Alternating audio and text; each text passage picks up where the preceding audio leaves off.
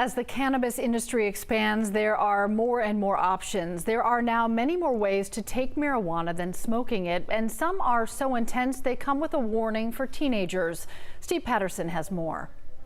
With more than 7,000 dispensaries nationwide, the $20 billion marijuana industry is growing so fast, some state regulators say it's even outpacing alcohol sales. The cannabis choices are growing too, with new products like wax or shatter now available. They're sold in fruity flavors and have levels of THC, the compound in marijuana that makes you high, that can be 8 times higher than the pot of 20 years ago, according to state regulators. And that's made some Colorado parents like Sydney Block and Janet Corneal terrified.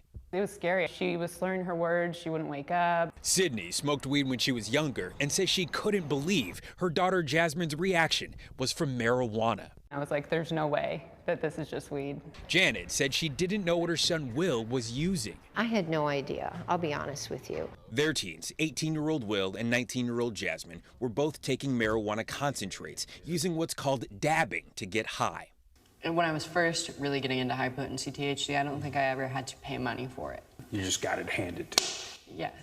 I can't be a coherent, functioning human being when I was under the influence of all the stuff I was using, predominantly high concentrated THC. Dabbers use blow torches to heat up rigs, or they vape the concentrated wax or shatter. One dab could be equivalent to smoking an entire bowl. These pot concentrates, with flavors like Fruit Frenzy, are legal for adults in Colorado, but not for kids under 21. It did get to the point where it was like, if I don't smoke weed today, like, I'm not doing anything. I couldn't wake up, I couldn't go to sleep, I couldn't do anything without it.